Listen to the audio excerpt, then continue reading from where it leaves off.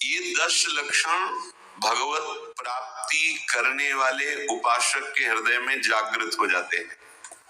बहुत ध्यान से सुनना। ये 10 लक्षण जब प्रकट होने लगे तो जान लेना कि अब हमारा परम सौभाग्योदय होने जा रहा है।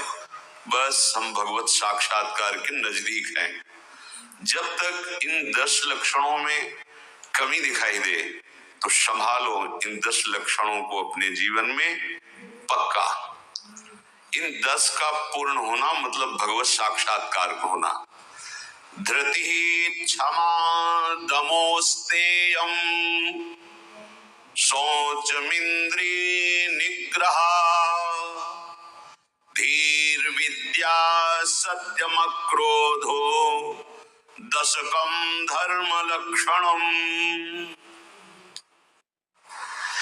पहला है धृति। धृति माने किसी भी प्रकार का कोई भी अपमान, तिरस्कार, निंदा, परिस्थिति, विपरीतता आपके मार्ग में आवे पर आपकी स्वीकृति पे अंतर नहीं होना चाहिए।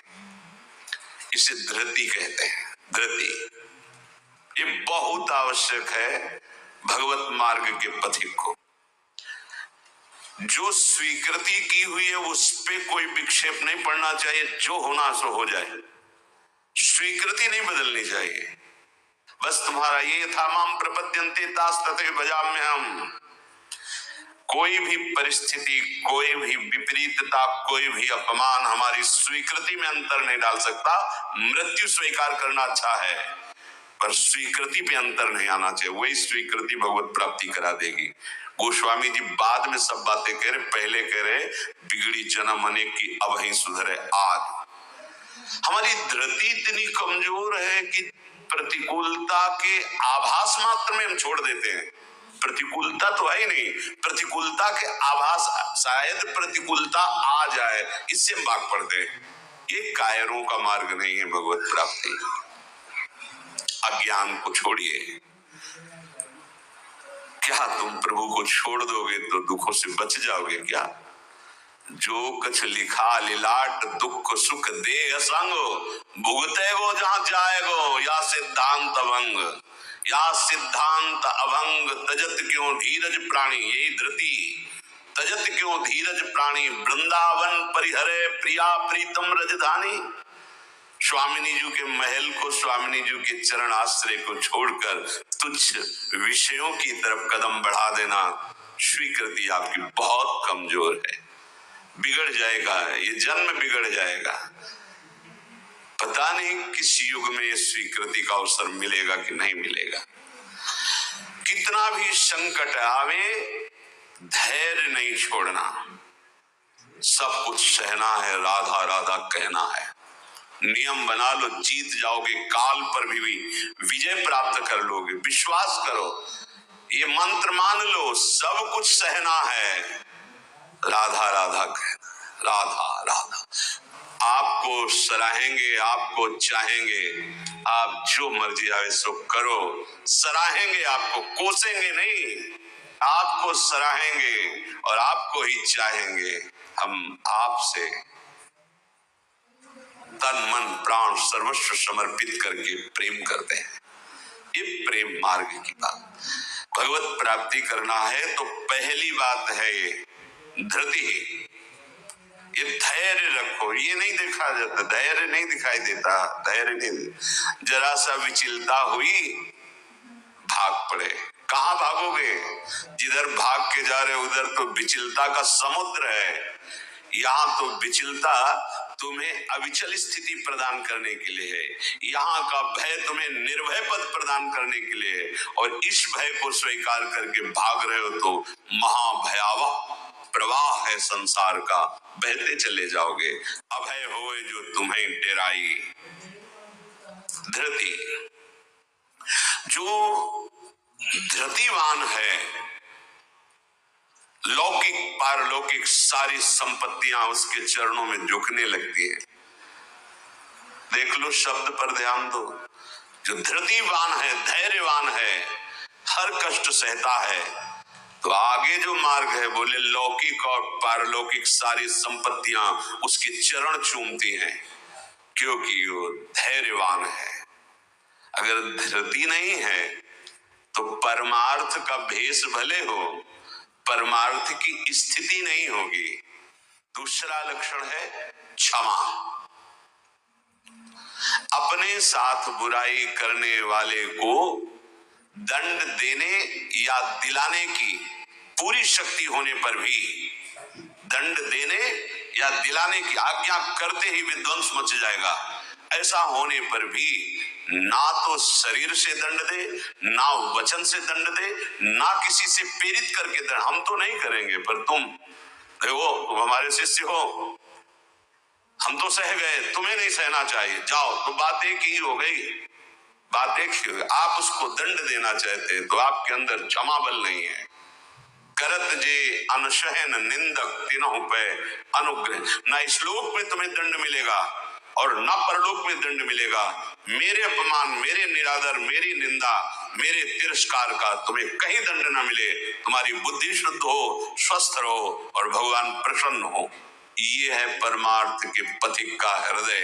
विचार करो, जो अनशहन करके निंदा कर रहा है, अपमान कर रहा है, तिरस्कार कर रहा है, उसके लिए ठाकुर हरिदास जी के कोड़े पे कोड़े वो बरसा रहे निर्दयी और कह रहे हरि बोल कहता है। तब ऐसी पीड़ा में भी मुस्कुरा के कहते हैं भगवान बड़े कृपालु हैं, तुम्हारा मंगल करेंगे, क्योंकि तुमने भी कहा हरि बोल। तो ये दो अक्षर हरि नाम तुम्हारी जिह्वा पे आया, अब मुझे विश्वास हो गया कि भगवान तुम्हारा मंगल कर दे।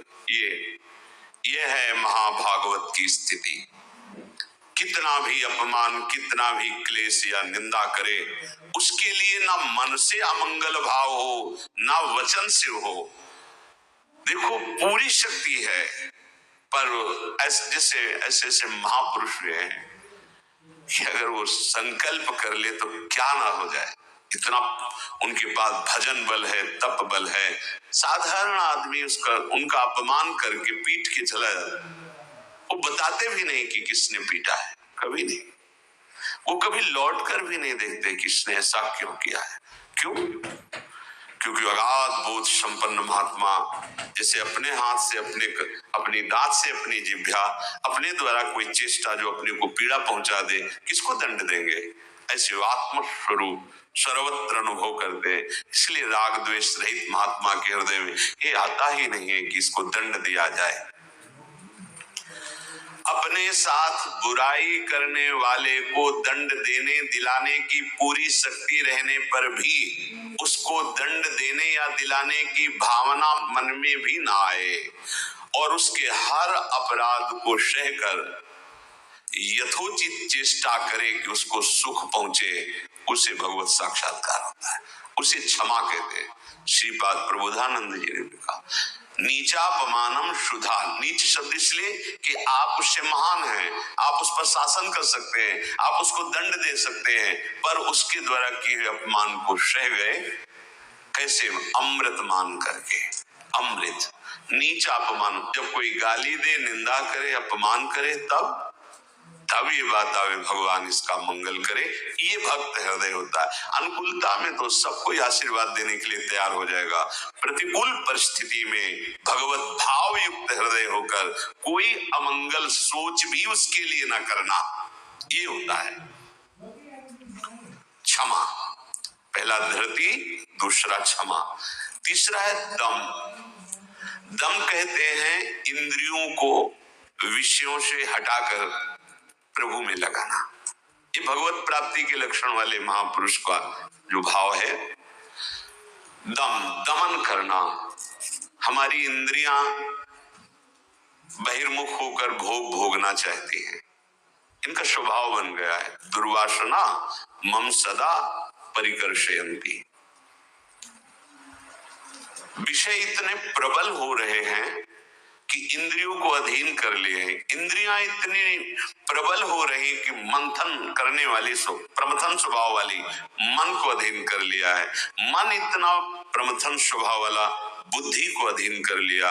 अब बुद्धि विषय में सुख मान करके सब छूट दिए हैं, तो इंद्रियां मन विषयों में विचरण कर रहे हैं। जो भगवत प्राप्ति करने की लालसा वाला उपासक है वो दम रूपी सद्गुण से युक्त होता है। दम अर्थात दमन करना, इंद्रियों का दमन करना थोड़ा कठिन है। कामा संजायते क्रोधा, क्रोधा स्मृति विभ्रमा। जो हमारी कामना बन जाती है कि मैं भोग भोगूं और उसमें बाधा पड़ती तो क्रोध आ जाता है।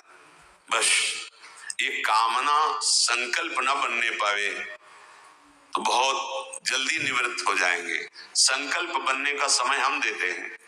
जब कोई भी इंद्री का विषय आकर्षित होता है तो मन उसको विस्तार से सुख का, भोगा हुआ सुख या सुना हुआ या दृश्य में आया हुआ भोगने की लालसा, और आप अपने भगवत विस्मरण कर दिए और उसमें तन्मय हुए, संकल्प बना, गड़बड़ हो गया। अब परमार्थ से भ्रष्ट कर देगा, आज नहीं तो कल। क्रिया बने ना बने भ्रष्ट कर देगा। संकल्प ही न बनने पाए। संकल्प बनने की छूट कब देते हैं? जिस समय हम ये भूल जाते हैं कि हमारा लक्ष्य भगवत प्राप्ति है। हम भोगों में सुख बुद्धि करके भगवान से विमुख वृत्ति के द्वारा संकल्प बना लेते हैं धैर्य से।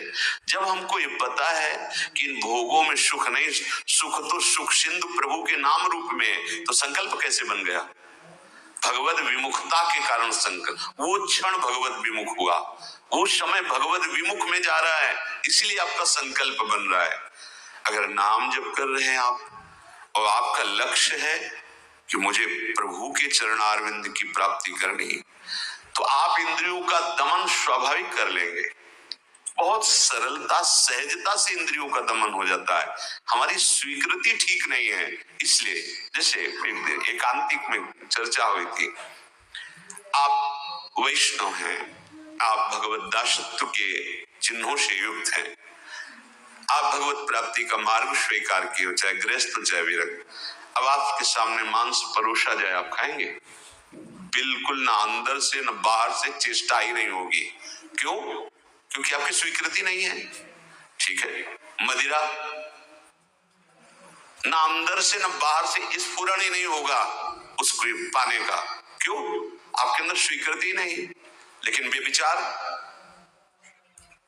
मैथुन, गंदी बात, क्या आपकी ऐसी स्वीकृति है जैसे मदिरा और मांस के प्रति है तो उसी पंक्ति में, पर आपने इसके लिए स्वीकृति छोड़ दी, आपने इसकी गुंजाइश रख ली।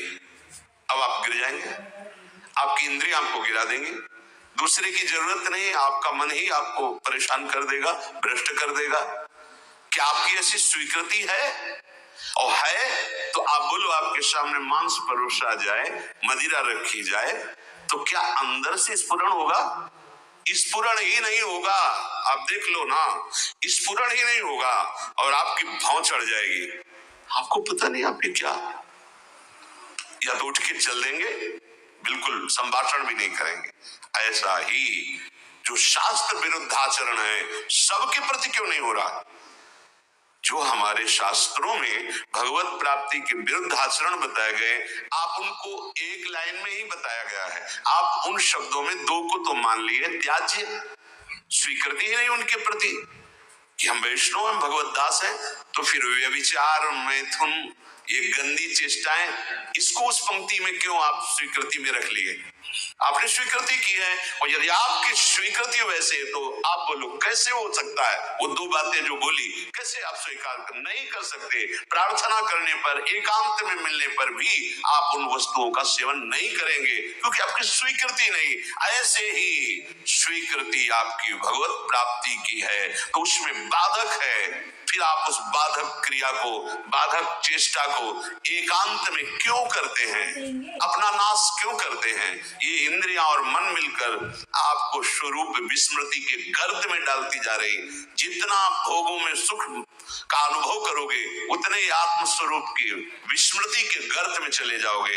भगवत विस्मृति, काम संजायते क्रोधा, क्रोधा स्मृति विभ्रमा, स्मृति भ्रंशात् बुद्धिनाशो, बुद्धिनाशात् प्रणश्यति। भगवत प्राप्ति के लिए दमन करना सीखे इंद्रियों का, चौथा, अस्तेय, चोरी का स्वभाव ना होना। मन से, वाणी से, शरीर से किसी भी प्रकार की चोरी न करना। फूल लेने जा रहे हैं प्रभु, जनक जी के यहाँ निमंत्रण में आए हैं, विश्वामित्र जी को आमंत्रित किया गया है। फूल केवल है, कोई और वस्तु नहीं है। पर आप देख लीजिए उस प्रसंग में प्रभु मालियों से पूछते हैं, क्या मैं अपने गुरु सेवा के लिए कुछ पुष्प ले सकता हूं? स्वीकृति दी।